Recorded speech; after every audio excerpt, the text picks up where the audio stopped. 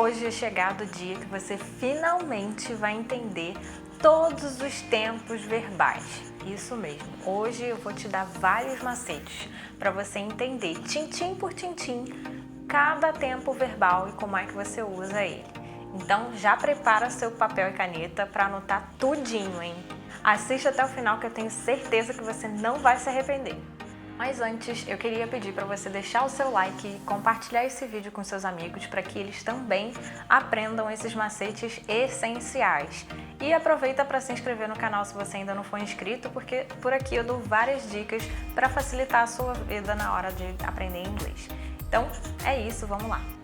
A primeira coisa que você precisa entender é que a maioria dos tempos verbais, eles têm uma diferenciação entre si, mas na verdade eles têm mais ou menos a mesma estrutura. A gente tem os tempos verbais simples e os tempos contínuos ou progressivos. Então vamos por partes. Então vamos falar primeiro dos tempos verbais mais simples, que são presente, passado e futuro. O presente simples nada mais é do que você falar das suas rotinas, coisas que acontecem com uma certa frequência e coisas que são sempre verdadeiras. Então eu posso dizer, por exemplo, I work every day. E eu também posso dizer, he doesn't study here. Gente, é importante dizer aqui que se vocês quiserem os pormenores de cada tempo verbal, diz aqui pra mim nos comentários que aí eu faço um vídeo só pra cada um deles. Diz pra mim qual é o tempo verbal que você tem mais dúvida ou que você quer saber mais sobre. E aí você coloca aqui nos comentários que eu faço um vídeo só pra ele, ok? Aqui nesse vídeo eu vou falar o geral e a estrutura de utilização de cada tempo verbal.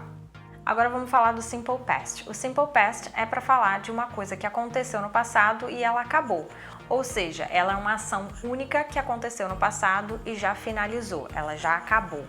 Então eu posso dizer, por exemplo, they woke up late yesterday. Eles acordaram tarde ontem.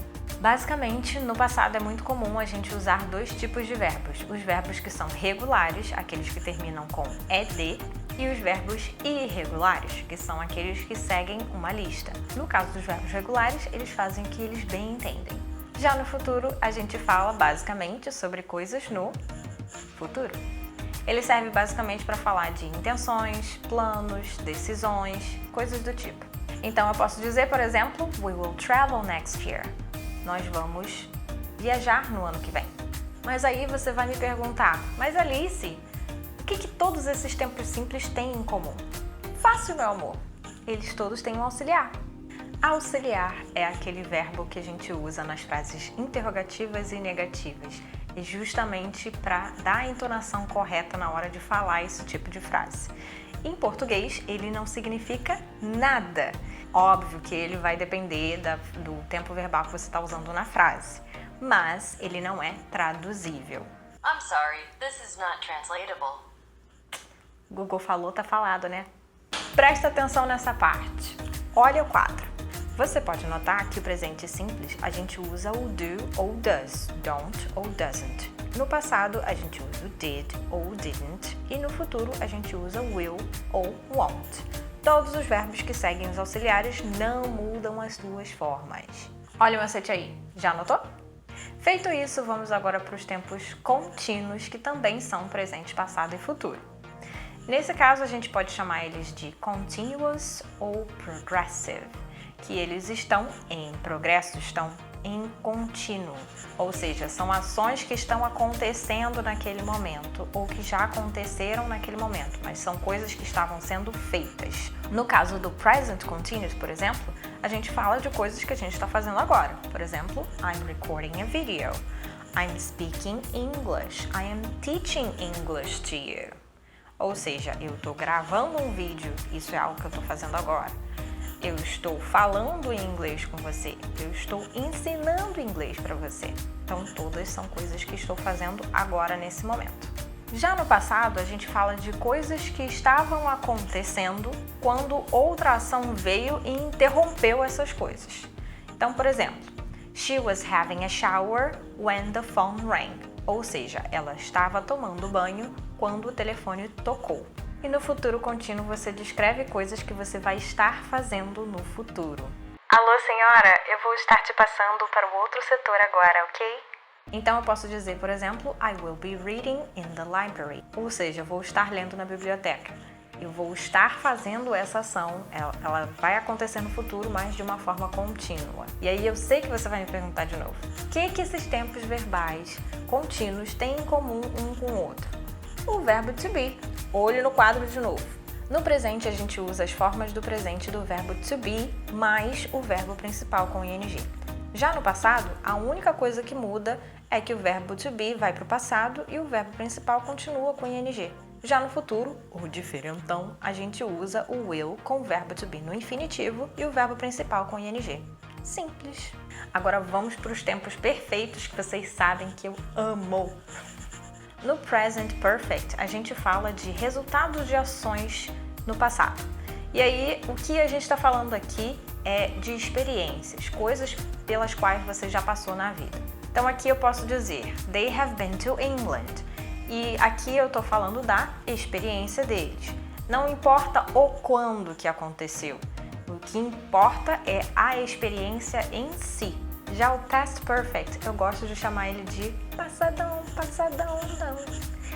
No caso do past perfect, a gente usa ele para falar de duas ações no passado. A primeira que aconteceu é a que vai ficar no past perfect. Então eu posso dizer, por exemplo, he had already cleaned the house when I arrived home.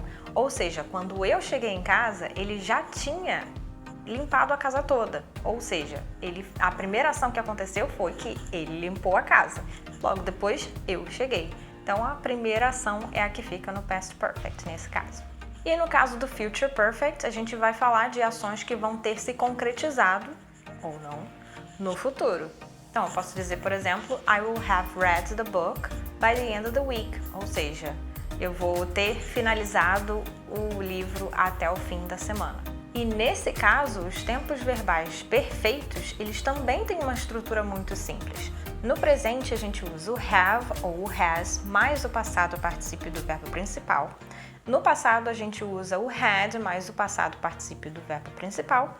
E no futuro, a gente usa o will have mais o passado particípio do verbo principal. O que eu mais gosto dos tempos verbais perfeitos é que essa mesma estrutura é usada tanto nas frases interrogativas e negativas que a gente já sabia que acontecia, mas eles também podem ser usados nas frases afirmativas. Então não tem uma distinção de se é frase afirmativa, negativa ou afirmativa. É sempre a mesma estrutura que a gente usa. Mas calma, tem mais dica.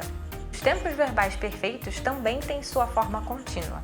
E aí, basta a gente pegar as mesmas coisas que a gente sabe dos tempos perfeitos e usar eles de forma contínua.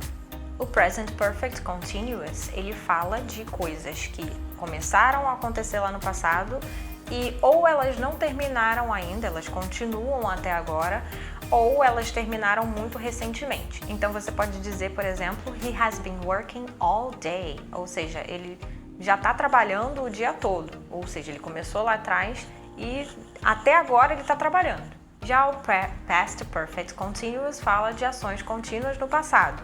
Ele sempre tem a mesma ideia do Past Perfect, que é uma ação no passado junto com outra ação no passado. Ou seja, eu posso dizer, she had been studying English for 5 weeks, ou seja, lá atrás ela começou, há 5 semanas atrás ela começou a estudar inglês e ela estava estudando inglês já por 5 semanas. E no Future Perfect Continuous, você vai falar de ações que vão estar em progresso, ou seja, elas vão estar acontecendo no futuro. Então eu posso dizer, por exemplo, I will have been running for 2 hours, ou seja, daqui a 2 horas eu vou estar correndo já há 2 horas. Todos esses Perfect Continuous têm a mesma estrutura dos anteriores, só que agora a gente adiciona o verbo principal com ing. No presente, has ou have been e o verbo com ing.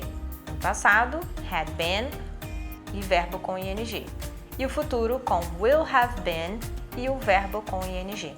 Como vocês viram, as estruturas dos tempos verbais elas não são difíceis. Aí vai outra dica para você que quer aprender os tempos verbais de verdade. Pratique. Com tempos verbais, gente, não tem outra saída. Eu sei que parece qualquer coisa, mas com tempos verbais a gente tem que praticar mesmo, tem que fazer exercício. E não só isso, pratique também nas suas conversas. Lembrando que se você gosta de tempos verbais ou tem muita dúvida com isso, coloca aqui nos comentários que eu faço um vídeo especialmente para o tempo verbal que você tem mais dúvida. Se você gostou do vídeo, deixa o seu like aqui embaixo e não esquece de compartilhar com seus amigos. Mas ó, não vai embora não. Esse vídeo aqui você pode ver melhor e entender como é que funcionam os verbos regulares e irregulares em inglês. Então corre lá e assiste o vídeo. See you next time!